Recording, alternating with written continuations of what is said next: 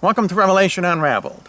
I'm your host, William Tapley, also known as the third eagle of the apocalypse and the co-prophet of these end times. This morning, all over the internet, we read that famous commentators like Sean Hannity and Ann Coulter are turning on Donald Trump because he is not able to fulfill his campaign promises. In fact, Ann Coulter said, "Who wouldn't want Trump impeached?" Ouch. And she said, "I bet I'm a loser." Well, I told you all along here that Donald Trump will not be able to drain the swamp until he converts.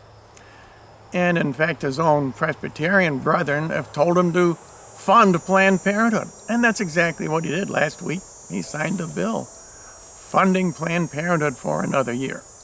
And now I don't blame him, because I understand that's in Bible prophecy. Donald Trump is doing all he can in the executive branch to defund abortions, but when he has to deal with the swamp, he will not be able to tell Congress and Mitch McConnell and Paul Ryan what to do until he converts. And in fact, they have to convert also. So let me read to you where this is in Bible prophecy. And this is Micah chapter 5, verse number 5. "And this man shall be our peace." That's Donald Trump. He's a good guy. God is directing his right hand. "When the Assyrian shall come into our land." The Assyrian is the Antichrist.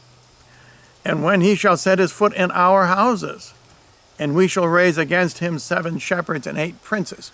In other words, God is telling us that we have to rely on 7 shepherds, that is religious leaders, and 8 princes, that would be secular leaders, in our fight against the Antichrist, not on Donald Trump. And of course, that's symbolic.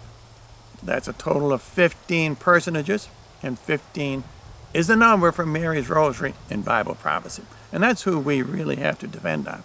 Please say your rosaries.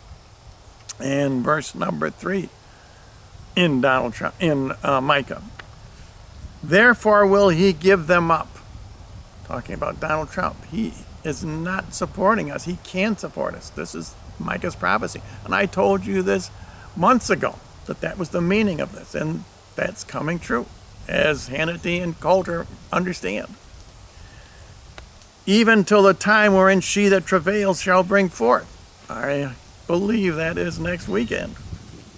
"And the remnant of his brethren shall be converted to the children of Israel." Israel is Micah and Isaiah's code word for the remnant of the Catholic Church.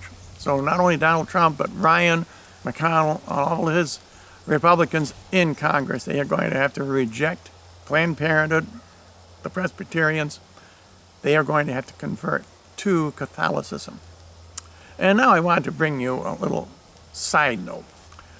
I used to follow baseball quite a bit, and the team I used to follow was the Cleveland Indians.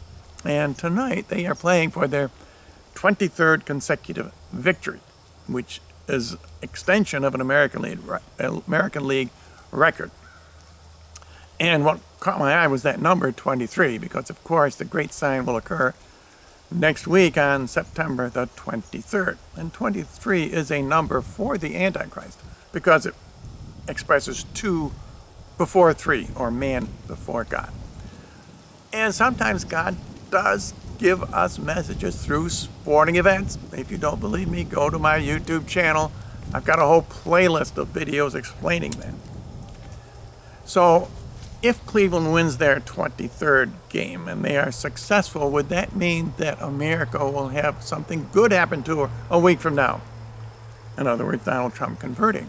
If they lose, if they don't succeed in gaining their 23rd win, will something bad happen to America that causes Trump to convert?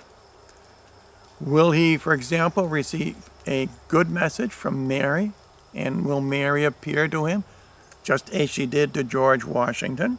Check it out. Read Vision of George Washington. Or will a tragedy occur, for example, in Israel?